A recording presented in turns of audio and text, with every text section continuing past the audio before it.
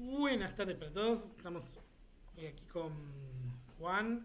Juan es contador de Mar del Plata, gran amigo de la casa, hace análisis fundamental, hace un poco de trading y hoy nos va a dar su visión de cómo analiza el riesgo de las empresas y nos va a contar un poquito cómo es el beta a la hora de tomar riesgo, a la hora de describir una acción y a la hora de elegir un papel.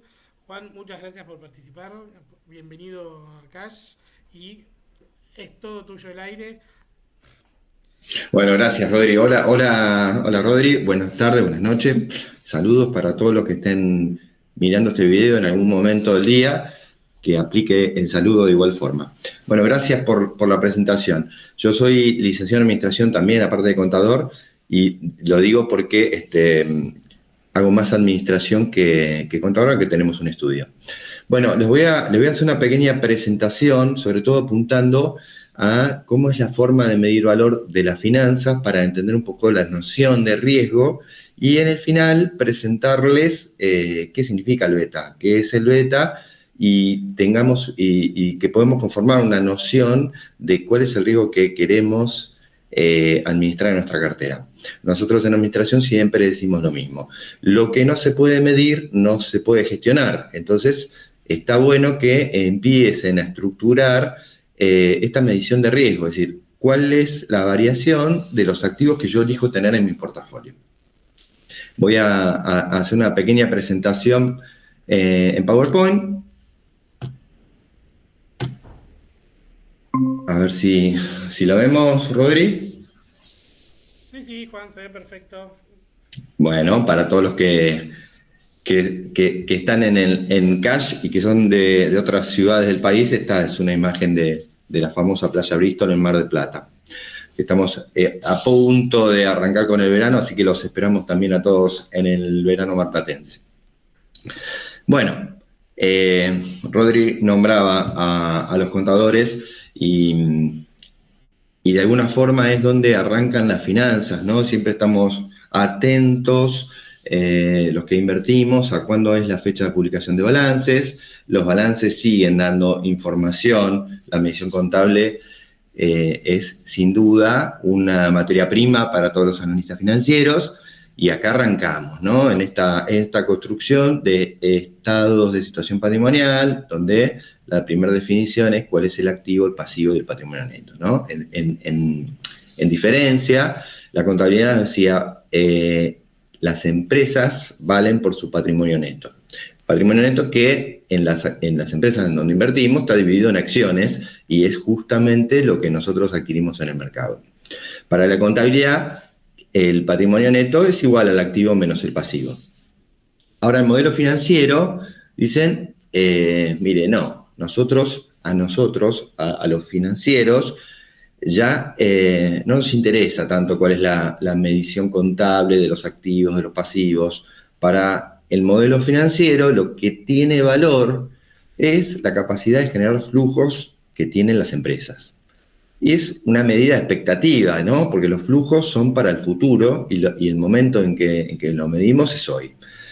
Esta fórmula resume absolutamente toda la función financiera. Podemos estar hablando varios días acerca de esta pequeña fórmula que tiene escondido un montón de cosas, pero que tiene básicamente dos elementos. En el numerador tiene flujos de fondos y en el denominador tiene una actualización por una tasa, en este gráfico está indicada como I, pero en realidad es el costo de oportunidad del capital invertido que necesitamos invertir para generar los flujos de fondos que tiene el numerador.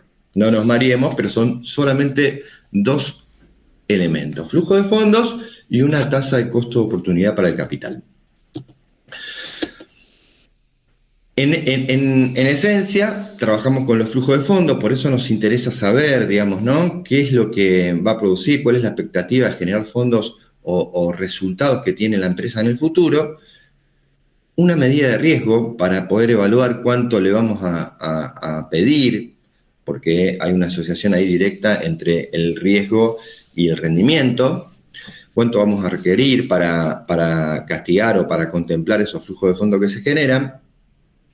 en cuánto tiempo podemos llegar a recuperar esa inversión que vamos a inmovilizar en una empresa, cuál es la ponderación de inflación que esperamos para los próximos años, que seguramente van a deteriorar el poder adquisitivo de esa inversión que nosotros dejamos inmovilizada en una empresa, y cuál sería el costo de oportunidad en términos de qué podemos hacer con el dinero o dónde lo podemos invertir y cuál sería el rendimiento que obtendríamos de hacer una inversión de riesgo similar en cualquier otro proyecto que estemos evaluando, digamos, ¿no?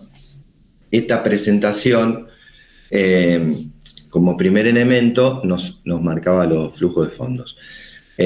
Hugo hace unos días atrás hizo una charla sobre y donde enumera o nombra los diferentes flujos de fondos, ¿no? Que todo el tiempo vamos a estar analizando y que son los flujos de fondos disponibles que aparecen y que los escuchamos todo el tiempo. Esto de free cash flow.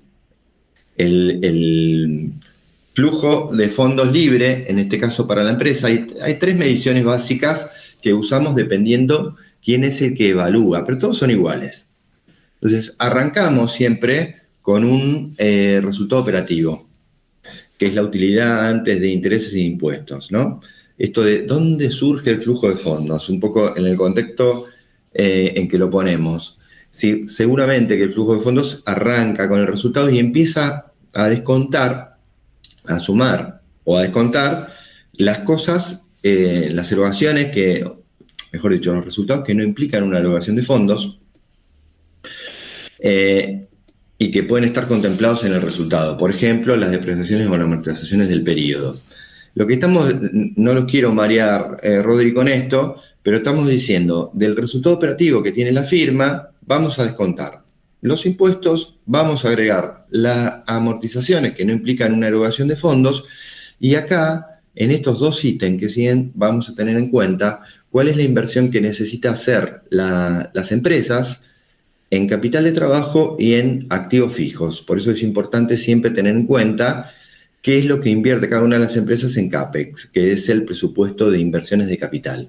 Porque lo que le interesa a las finanzas de vuelta es cuánto queda después de esto, qué es lo que queda libre para la empresa.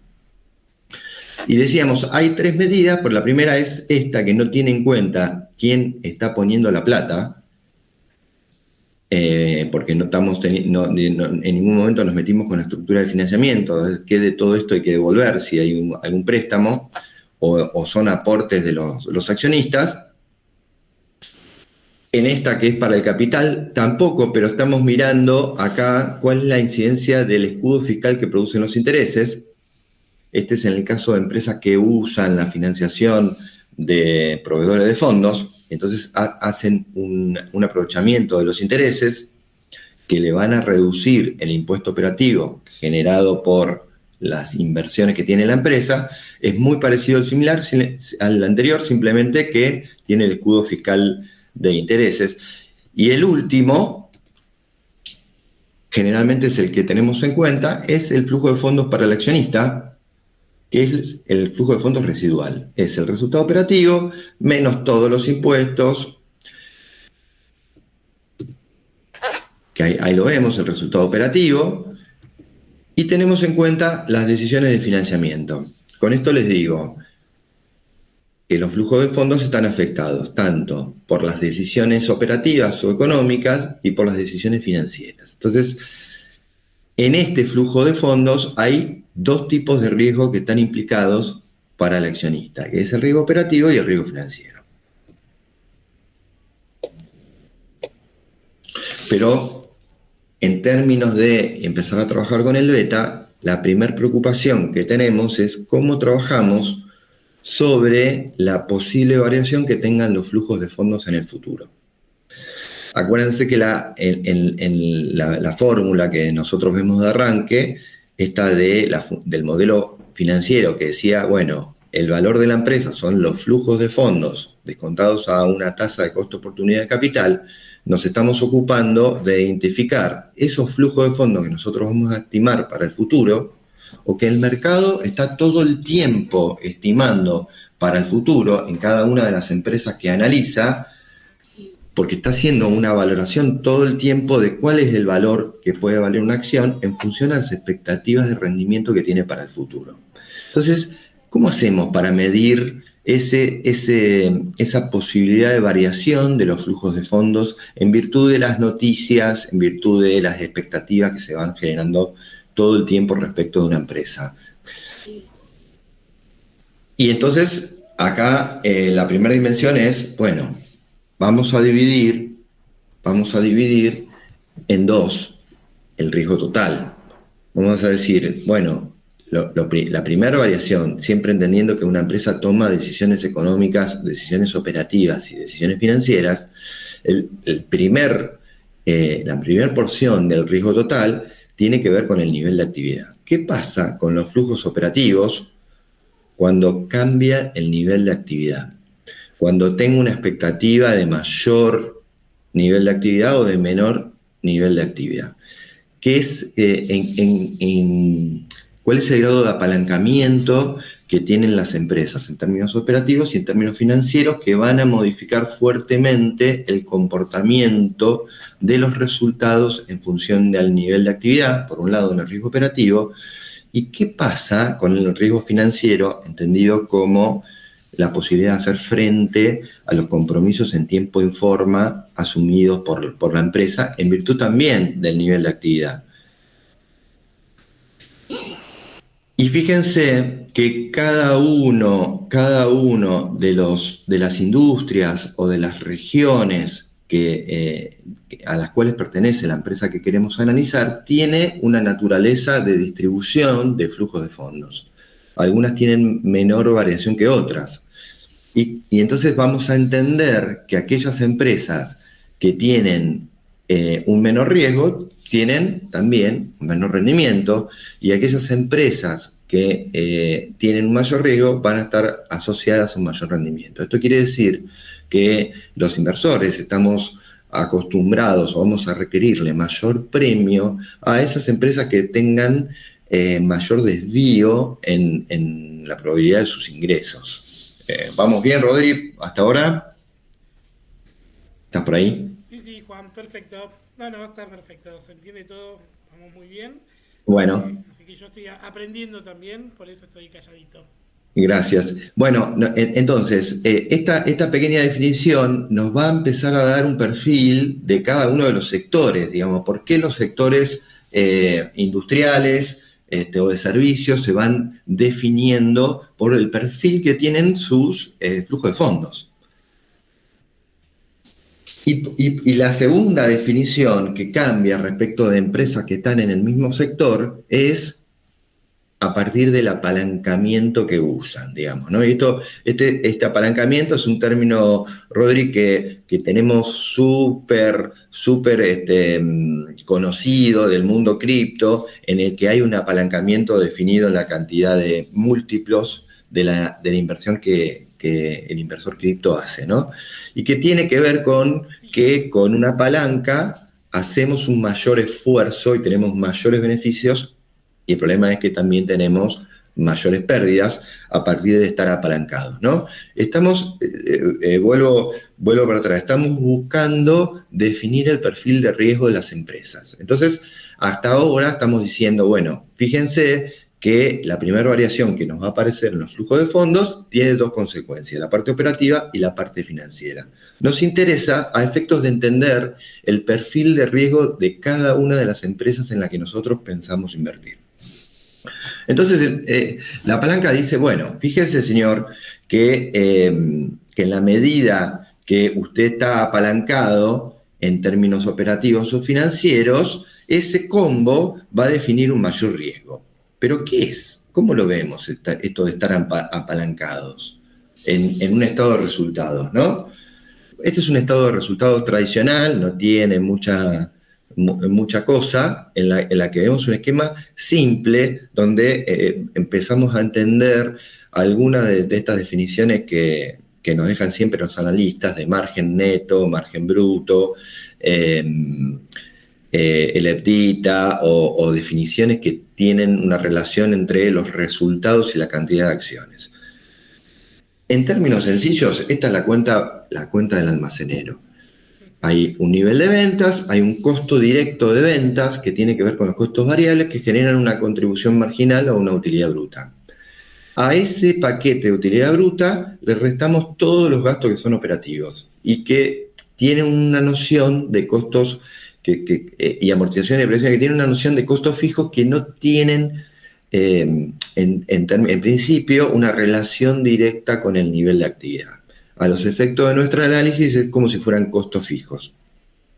Entonces dicen, fíjese que en la medida que yo tengo gastos fijos elevados porque tengo una empresa que tiene activos fijos importantes, imagínense una planta a un nivel de economía de escala que tiene una gran producción, esa empresa tiene un apalancamiento grande. El apalancamiento operativo tiene relación directa con la cantidad de costos fijos.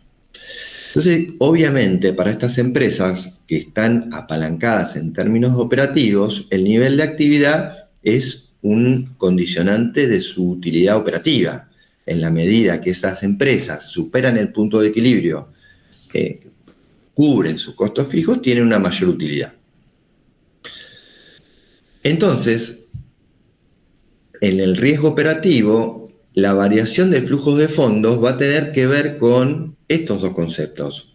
Estas decisiones de inversión tienen que ver con la cantidad que vende, cómo varía la facturación año con año y la relación que tiene con sus costos fijos.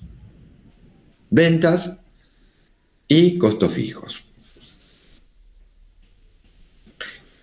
De estos gastos hablamos, ¿no? De estos gastos que no tienen vinculación con el nivel de actividad y que van a pesar para determinar la utilidad operativa. Fíjense, este es un esquemita muy sencillo. En este esquemita de ventas y costo de ventas, esta empresa tiene una utilidad bruta de 2.500 unidades, que puede ser millones, lo que ustedes quieran. Y tiene gasto fijo por 1.500 y depreciaciones por 300 que le otorgan una utilidad operativa. Abajo viene la estructura financiera. Por ahora no le damos bolilla. Pero fíjense qué pasa cuando tiene un incremento en el nivel de actividad de un 30%. Las ventas crecen de 10.000 a 13.000, los costos de venta, como son variables y no varían en términos unitarios, sino que es por el nivel de actividad, mantiene esa utilidad bruta de 3.250. Ahora, los gastos fijos que no tienen vinculación con el nivel de actividad se mantienen igual, con lo cual hay una variación en la utilidad operativa.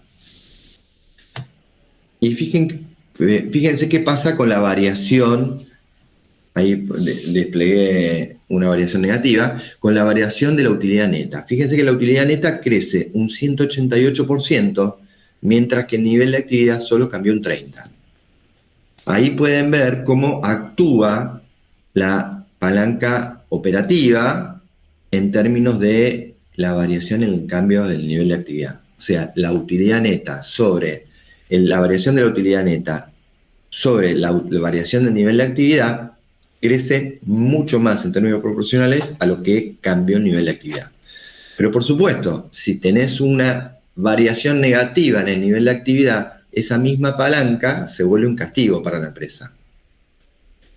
Entonces, en empresas que están altamente apalancadas con activos fijos, las grandes empresas, cuando hay una caída del nivel de actividad, el daño en la utilidad neta es fuerte. Esto fue lo que pasó en épocas de pandemia, por ejemplo, ¿no? Donde, por ejemplo, los hoteles que son dueños del inmueble, que tienen un activo fijo importante, el nivel de actividad los perjudica seriamente. Pero después también tenemos el riesgo financiero, el riesgo por las decisiones de financiamiento, que tienen que ver estos básicamente con la segunda parte de ese estado de resultado. A la utilidad operativa que nosotros consigamos, vamos a tener que restarle los intereses por el uso de la deuda. Y acá el riesgo financiero se muestra rápidamente por la diferencia entre el rendimiento que logramos con nuestros activos con el costo de los pasivos que tomamos. En términos abstractos siempre será mejor explicarlo con una pizarra adelante. Quiere decir que si nos prestan plata, nosotros tenemos que lograr que el costo del dinero del costo del dinero que nos están prestando sea inferior al rendimiento que van a tener aquellos activos en donde colocamos la plata que nos prestaron. Vos decime, Rodri, si soy claro, no quiero confundir. Va perfecto. Bueno, finalmente lo que decimos es, che, ojo, que los inversores, los dueños de las empresas, están asumiendo los dos riesgos, el riesgo operativo y el riesgo financiero. Con lo cual, si nosotros vamos a formar parte de una empresa, la tasa de rendimiento que le vamos a requerir a la empresa va a ser mayor, naturalmente tiene que ser mayor, al costo de los intereses que paga la empresa. Cuando nosotros decimos, che, en el primer cuadro, a ver si me puedo ir para atrás, si no... Fíjense que en esta estructura de financiamiento inicial, todos los activos están financiados o por pasivo o por patrimonio neto. Entonces, es lógico y natural que los accionistas requieran un premio mayor por la parte que financian de las inversiones que el que reciben los proveedores de fondos, es decir, los que nos prestan el dinero. ¿Y por qué? Y bueno, básicamente porque el accionista está asumiendo los dos riesgos que implica tener una empresa, ¿no? El riesgo operativo y el riesgo financiero. Es acá donde veníamos, ¿no?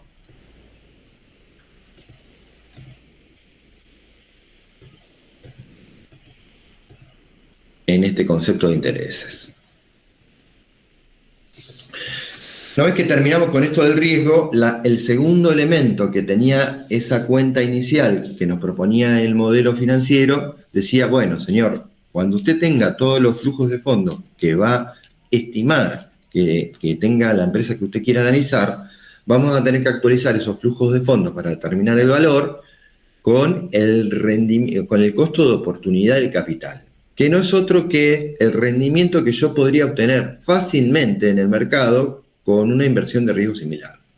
Es decir, bueno, yo le voy a requerir a una empresa del sector siderúrgico un rendimiento que puedo obtener en cualquier empresa del sector sin mucho esfuerzo. No le puedo pedir otra cosa que lo que yo podría obtener por una inversión de riesgo similar. Entonces dice, bueno, listo, vamos entrando a lo que a nosotros nos interesa. ¿Cómo hacemos para poder determinar entonces qué es lo que vamos a requerirle a una empresa? Y el modelo, en este caso el modelo KPM dentro del modelo financiero, nos dice, bueno, usted puede empezar a administrar el riesgo. Y para eso, lo primero que puede hacer es elegir en qué activos usted va a invertir. Y qué activo en el modelo nuestro no tengo ningún riesgo. No tengo una medida de riesgo, es decir, ¿qué podemos obtener en una inversión, en el mundo de las inversiones que nosotros estamos analizando todos los días, que no tenga variación, que yo sepa que voy a cobrar, que el flujo de fondos está asegurado, tiene un esquema estructurado, no hay nada en lo que pueda ser distinto. Y hoy nosotros tomamos esa tasa libre de riesgo con lo que por ahora son los bonos americanos que están funcionando hace 100 años y hace 100 años se pagan en tiempo y forma y nadie ha planteado por ahora la duda de que esto pueda generarse una sensación de pago. Bueno, con Rodri, antes de arrancar la clase, decíamos, ¿no?, que esto siempre está en jaque en esta actualidad, pero que hoy sigue siendo la tasa de referencia. Pero bueno, la verdad que a los inversores del grupo de Cash nos gusta asumir un poquito más de riesgo porque pretendemos un premio mayor. Bueno, el beta, esta noción que les vamos a dar de beta hoy, tiene que ver con eso. Pero ¿cuál es el premio por invertir en una acción y no en un bono. Bueno, el modelo de KPM viene a solucionarnos esta cuestión diciendo, bueno, partamos de la siguiente base. Una acción tiene un riesgo distinto a un bono, porque la acción, como veíamos en el principio de esta mini clase, está asociada a un riesgo operativo y a un riesgo financiero. Mire, usted va a invertir en una empresa. Las empresas están sujetas a las variaciones que tenga su nivel de actividad. Entonces, el rendimiento residual, esto es lo que le quede al accionista después de pagar intereses, de pagar impuestos, de tener la operación normal de la empresa, finalmente al accionista le queda la utilidad neta, el último renglón del estado de resultado, y es el último en cobrar.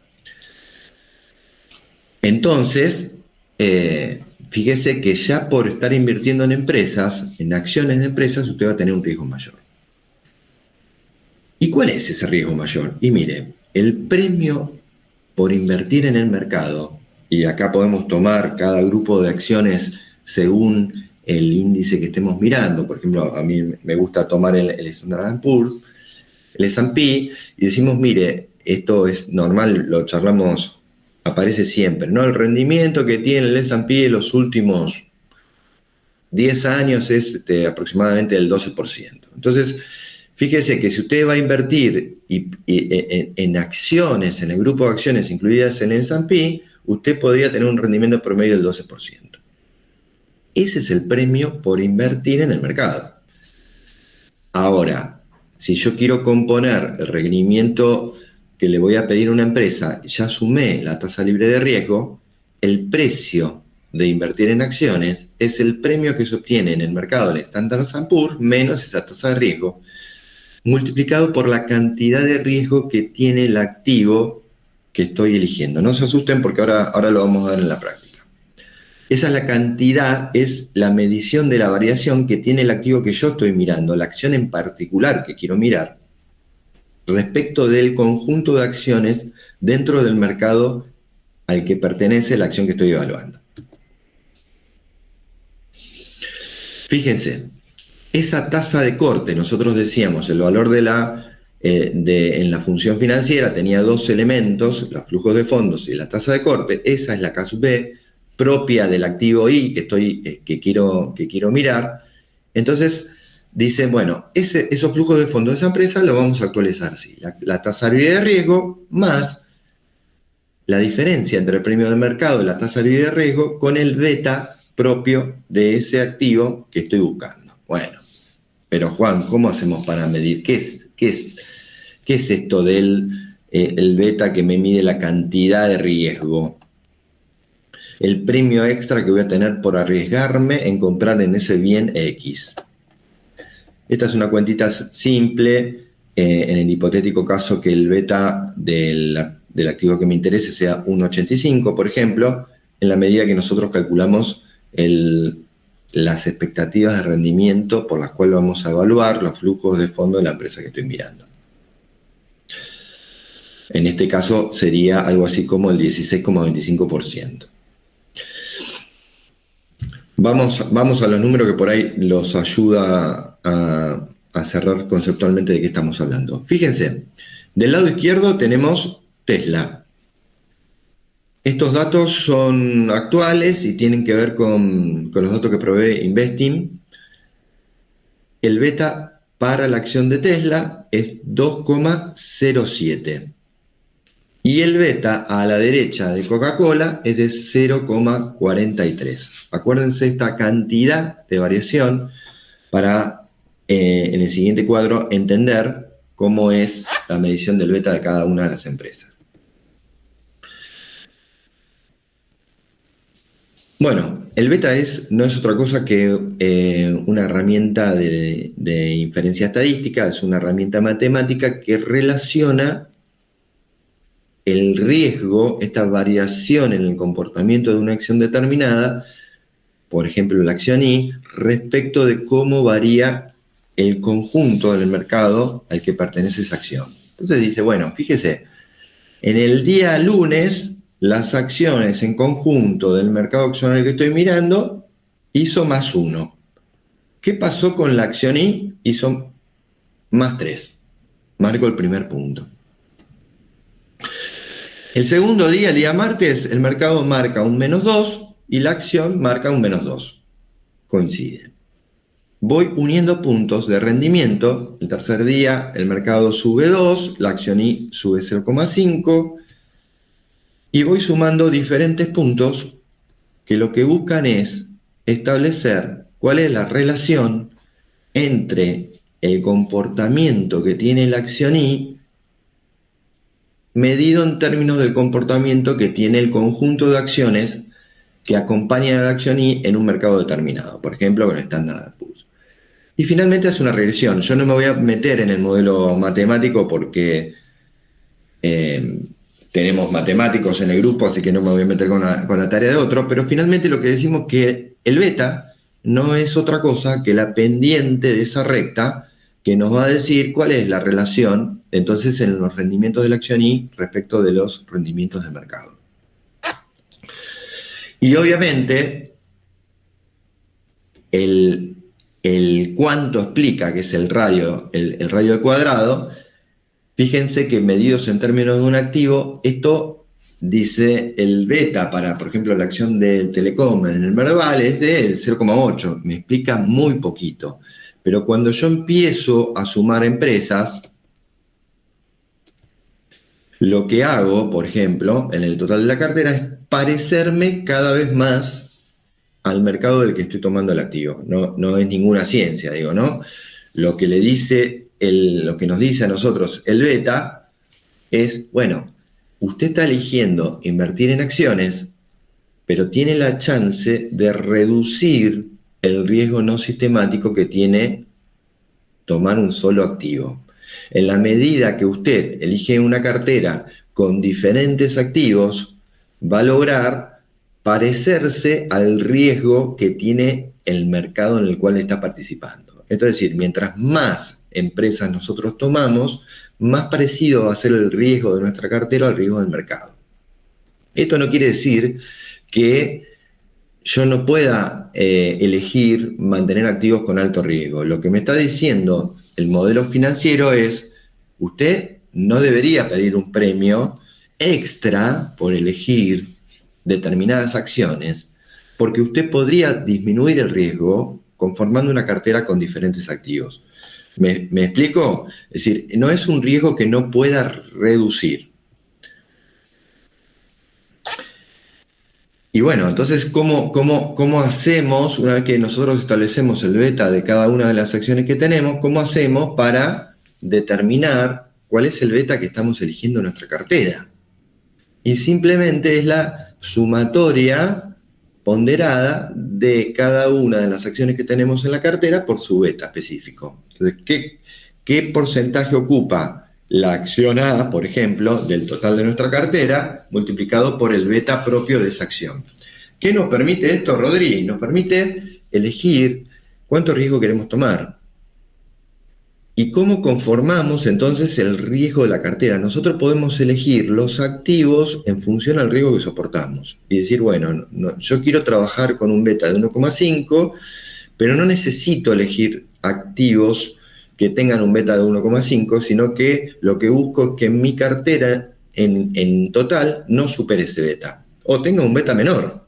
Y entonces me permite tener Tesla y tener Coca-Cola dentro de la misma cartera para anclar la variación de mi cartera en relación a cómo se comporta el portafolio sin la necesidad de tener acciones exclusivamente defensivas o acciones altamente volátiles. Puedo hacer un combo y manejarme con esa participación en virtud de cómo se esté comportando el mercado. No tengo que desprenderme todo el tiempo de mi cartera, sino que puedo ir variando los activos para elegir el riesgo que me gusta tener. Bueno, finalmente decirles que el beta que logra una acción en esta definición de puntos que nosotros veíamos acá está dado por la estructura que tiene la empresa, ¿no? ¿Cuál es el riesgo operativo? ¿Cuál es el riesgo financiero? Esto es lo que me define si una empresa tiene un beta más alto o más bajo que el mercado. Imagínense Coca-Cola con un flujo de ventas normal, después de tantos años de trabajo con una venta estable, tiene un riesgo operativo bajo en cuanto a la posibilidad de variar el nivel de actividad, y tiene una estructura financiera determinada, precisa, de años de funcionamiento, que anticipa, que planifica, que puede elegir en qué nivel de estructura financiera está, y que también finalmente le reduce su beta.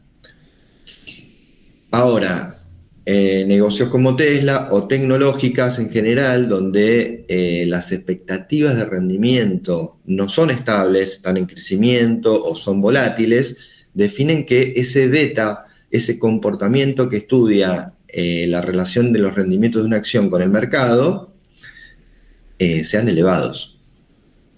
¿Puedo modificar el beta de una empresa siendo parte de la gerencia de la empresa? Seguramente la administración de estos niveles de riesgo operativo y financiero los puedo gestionar. Y si los puedo gestionar, en el mediano plazo seguramente harán que el beta de una empresa cambie. O sea, el beta no es algo estático y que se va a mantener a través de los años, sino que el mismo comportamiento de una empresa puede hacer que su beta disminuye o crezca, depende de las decisiones operativas y financieras que voy tomando. Caso Nike, caso Disney, que tuvieron más Exacto. diferencias y su riesgo, pasado a ser una empresa que crecía establemente y tenía un beta bajo, que era una empresa que muchos de nosotros hemos tenido en la cartera como de cobertura, y de repente una mala gestión o una gestión que el mercado no aceptaba como válida, hicieron que se derrumbaran y aumentara el riesgo y aumentara la volatilidad dentro del mismo papel, que fue cambiando. Un activo que antes por ahí era muy utilizado como de protección, como para balancear justamente, como decía Juan, la cartera, se ve afectado por las decisiones administrativas. Claro. Aparte, medidas de beta van a encontrar en varias páginas medidas de beta diferentes para diferentes periodos, ¿no? Podemos tener un beta de 3 años, un beta de 5 años, un beta de 2 años, para entender cuál es el comportamiento de la empresa, si querés, en el último periodo. Y lo que dice esta medición es, chicos, tengan en cuenta que la medición de beta incluye todo. Tiene metida una guerra entre Israel e Irán, tiene metida, como le gusta decir a los chicos, todo lo que pasa en la vida ya está contemplado en el precio y está contemplado en estas medidas de beta. Pero claro, la gestión cambia, los directivos son diferentes, las gestiones tienen resultados distintos y eso hace que el beta me vaya cambiando. Entonces necesito ir monitoreando los beta para ver, como dice Rodri, si lo que yo pienso que es una empresa defensiva porque está con un flujo de fondos estable, en realidad es una empresa que está errática en su flujo de fondos, que toma malas decisiones de venta, de producción o de comercialización, y no es lo que yo pienso, y me está agregando riesgo a mi cartera. Entonces, las acciones no son para dejarlas estáticas en el portafolio, sino que hay que ir monitoreándolas. Esto como Yapa, la controversia de si a la medición de riesgo debo agregar el riesgo país, esto que escuchamos todo el tiempo, bueno, va a depender de cuál es, si el activo que estoy analizando, a qué mercado pertenece, ¿no? Si yo estuviera tomando un beta de una empresa parecida del sector, pero que quiero evaluar, digamos, cuánto pedirle a una empresa argentina y estoy usando para eso acciones del mercado estadounidense, bueno, tendré que tener en cuenta el riesgo país. Pero acuérdense que también acá dice usted no sume riesgo país, porque usted también puede diversificar acciones de diferentes países. Y esto creo que en el grupo lo charlamos todo el tiempo. Chicos, tenemos inversiones en Argentina. Bueno, pero si vos invertís todo en el Merval, no estás diversificando. Usted tiene la chance de invertir en diferentes empresas de diferentes regiones, de diferentes países, con lo cual la posibilidad de reducir ese riesgo no sistemático de invertir en un solo país también es posible. podemos invertir en emergentes, en China, en Brasil, tener una porción de Argentina, tener empresas europeas y tener empresas yanquis. Con lo cual, no deberíamos pedir un premio especial por invertir en Argentina, porque en definitiva es una decisión propia del inversor, ¿no?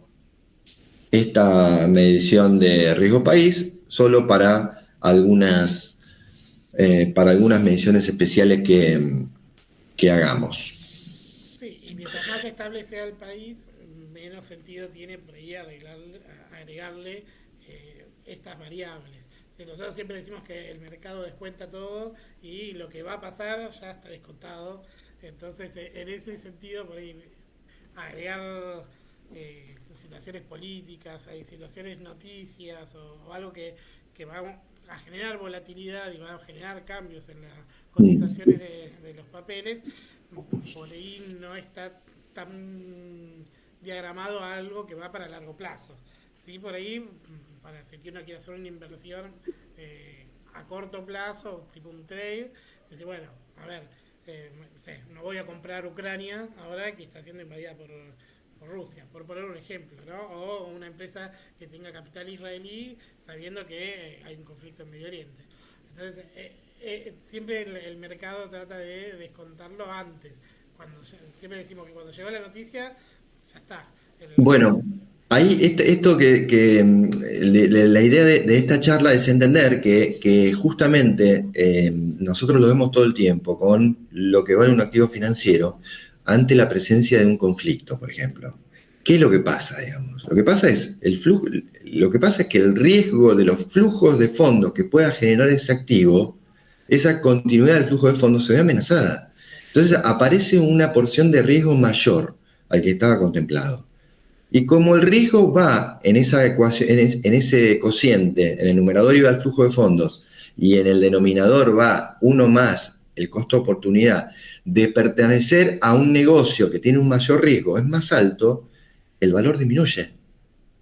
¿Se entiende? Sí, sí, perfecto. Entonces, es todo el tiempo esa expectativa que yo tengo para el futuro. Mirá, el flujo de fondos es tal, sí, pero ese país está en un conflicto bélico. Entonces, el riesgo que tengo por participar ahí es mayor. Yo quiero un mayor premio por mantener una empresa en un lugar donde hay un conflicto bélico. Entonces, el activo baja de precio. Por eso está la broma en X, que muchos dicen, ¿te gusta el riesgo? Y dicen, campeón, yo opero el Merval. Porque Argentina vive en crisis, vive en riesgo, vive cíclicamente con problemas, con una moneda devaluada, depreciada, con inflación, con problemas políticos, con problemas sociales, con malas administraciones. Y todo eso, obviamente, a largo plazo repercute en las acciones. Es, O es- no, es- o el es- mercado lo descontó antes y aparece en medio de un sí, gobierno. pero claramente lo que aparece ahí, Rodrigo, es en las expectativas de los flujos de fondos, siempre mirándolos en términos de flujo de fondos. Es decir, usted como inversor, mire, tiene inflación, es un país que tiene inflación. Si tiene inflación el país, lo que yo tengo es el riesgo a que el valor de la inversión que estoy haciendo hoy se deteriore. Quiero un premio mayor. Estás en un sector o en un país donde el tipo de cambio tiene volatilidad. Pero yo estoy poniendo dólares. Y el precio de la actividad está en pesos, sí, la empresa trabaja con pesos. Y los pesos que vende, si sube el dólar, si sube el valor del dólar, se convierte en un flujo de fondos medidos en términos de dólares menor. Entonces, ¿puede afectar mi flujo de fondos? Sí, señor, puede afectar mi flujo de fondos. Pero si yo bajo el valor del numerador que está en flujo de fondos, aunque mantenga la tasa de corte, el valor de la empresa baja. Claro. Entonces, automáticamente, cuando vemos que el tipo de cambio, el dólar sube, las acciones del Merval bajan de precio. Irremediablemente. Y cuando hay un conflicto jurídico, cuando alguien dice, che, va a haber cepo, usted los dividendos no los va a poder sacar. El riesgo jurídico aumenta. ¿Y el riesgo jurídico dónde está metido? Y en el costo de oportunidad de ese capital. Entonces aumenta ahora el denominador. Y aunque mantengas el flujo de fondos, tu empresa vale menos. ¿Se entiende? El modelo financiero lo contempla todo, es lo que decís vos, pero lo contempla por matemática. Es decir, esto que yo espero, que me cambia todo el tiempo el riesgo operativo o el riesgo financiero, genera que la tasa de costo-oportunidad por invertir ahí sea mayor. Entonces le vamos a pedir mucho a los flujos de fondos de las empresas argentinas. Cuando el inversor extranjero dice, voy a evaluar un proyecto de inversión en Argentina, lo que resulta es que la tasa de costo de oportunidad que le va a pedir al proyecto es muy alta. Y Rodrigo, no hay flujo de fondos en términos de 10 años. Si vos agarrás un flujo de fondos de lo que va a producir una empresa dentro de 10 años y abajo le pones una fórmula de 1 más la K sub I, la K sub O de costo de oportunidad, y eso va elevado a la 10ª potencia, los flujos de fondos de proyectos de largo plazo tienden a cero. No suman porque el costo de ese flujo es muy grande. Entonces, proyectos de larga vida no son viables en Argentina, salvo que tengan alguna garantía. Por eso tiene algún sentido. No estoy haciendo política, ¿no? Sino estoy diciendo en términos financieros. Cuando vos vayas a evaluarlo, y mira, mucho no sirve que te vayas en el flujo de fondos porque lo vas a castigar mucho.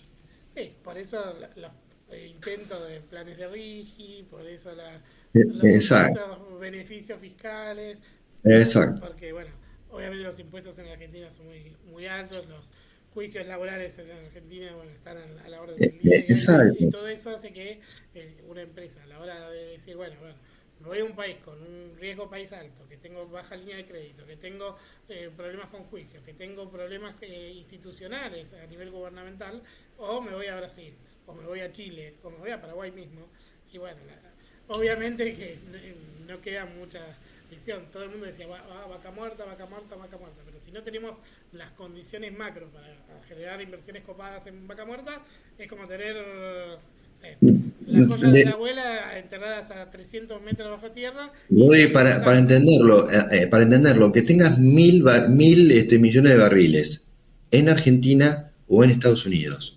Imagínate esta capacidad de producción y el mismo precio. ¿El riesgo de producir en Argentina es mayor o es menor a producirlo en Estados Unidos? Nada, infinitamente mayor. Entonces, la tasa de corte de ese costo de capital es mayor. Y entonces la empresa, aunque sean iguales y produzcan lo mismo, si está en Argentina vale menos. ¿Por qué? ¿Por qué, Juan? Y porque la posibilidad de que varíe el operativo o lo financiero es infinitamente mayor. La tasa de financiamiento, de financiarte, va a ser mayor que la tasa que tiene una empresa americana. Las posibilidades de interrumpir el nivel de actividad en Argentina son mucho mayores que hacerlo en una empresa americana. Bien, con esto no estamos diciendo que hay que salir de Merval corriendo, no hay que invertir nunca más en Argentina ni nada por el estilo, sino que hay que esperar el momento adecuado a que el Merval termine su fase de declive, que haga su fase de acumulación y que se dé vuelta y se generen las condiciones nuevamente para agarrar un nuevo rally ascendente que va a llegar. Pero tiene que todavía terminar de resolver un montón de cuestiones el mercado. Lo que decimos es que invertir en Argentina también tiene mayor premio. Por supuesto, claro que Exacto. sí. Cuando Tiene mayor teníamos, castigo y tiene mayor premio. Es cuando decir, esto es teníamos lo un que... gran problema inflacionario, todos los que estábamos comprados en Archie terminamos ganando plata. A pesar de la depreciación de la moneda siempre tuvimos ese plus que dice Juan de, está bien, asumíamos un riesgo muy alto, pero también teníamos un beneficio muy alto. Tan alto que salimos ganando incluso en un panorama tan feo como el proceso inflacionario que llegó al 100%, 120%. Una locura. Bueno, Rodri, son temas que a mí me gustan mucho, me apasionan, son complicados, hay que masticarlos, podemos profundizar en cualquiera, lleva, digamos, su mirada particular, pero bueno, estaremos Está buena esta charla, posterior a la presentación, Juan, que estuvo muy buena, te felicito, por cierto, porque baja como un poco la realidad, la utilidad, ¿sí? A ver, ¿por qué está bueno entender esto? ¿Por qué verlo? Y te dice, bueno, a ver, yo teniendo en cuenta todas estas cuestiones, puedo darme cuenta de lo que estamos hablando ahora y puedo sentarme a ver y decir, bueno, tanto en la macro de una empresa o perdón, en la macro de un país y cómo repercute eso en mi cartera y a la hora de sentarme y decir, bueno, a ver, no sé, voy a comprar Galicia o voy a comprar Bank of America. Bueno, Claro. ahí vamos a tener obviamente betas diferentes, realidades diferentes, riesgos diferentes y Claro. también obviamente beneficios diferentes. Exacto, los rendimientos van a ser diferentes. Por eso empezar a conformar y andar eligiendo activos a lo loco, sin ninguna estrategia de diversificación o de medición de riesgo, es un poco ir ciego en el mercado. Entonces, de vuelta, como arrancó la charla, es decir, si vos no medís lo que tenés, no lo podés gestionar. Exacto. ¿Qué esperás? Mirá, y bueno, fíjate qué beta tiene tu cartera. ¿A qué está sujeto? Che, explota un índice en el norte y mi cartera no se mueve. O mi cartera se movió mucho. Bueno, ¿qué tenés adentro? Claro. ¿Qué elegiste guardar en tu portafolio? Sí, en eso les recomiendo que vayan al canal y busquen la charla que tuvimos con el profe Luis, que nos hablaba de gestión de riesgo, que nos va a ayudar también a integrar los dos temas que están muy buenos como Un para genio, Luis. bajar un poquito el beta de nuestras carteras y decir, bueno, está bien, voy a comprar un activo súper volátil, súper riesgoso, esperando tener un gran beneficio, pero bueno, lo hago en una forma consciente y tranquilo porque tengo la espalda cubierta con otro tipo de activos que me va a decir, bueno, por más que la choque contra la pared, no me voy a quedar rengo. Voy a quedar con herido, sí, pero voy a servir para próximas batallas. Así que eso también es lo importante, el mensaje importante que queremos dejar en esta charla de hoy. Bueno, Bueno, Juan, ¿querés decir algo más a nuestra no, audiencia? ya espero no haber mareado a nadie. Bueno, no, fue muy claro. Te agradecemos, obviamente, pues, sos parte de la casa, ni siquiera te tengo que invitar. Ya directamente te digo, Juan, querés decirnos algo y obviamente el micrófono es tuyo. Eh, desde acá, desde ahora, nuevo rumbo porteño. Te mando un gran abrazo, gran saludo a la audiencia y nos vemos en el próximo programita de Cash. Abrazo a todos.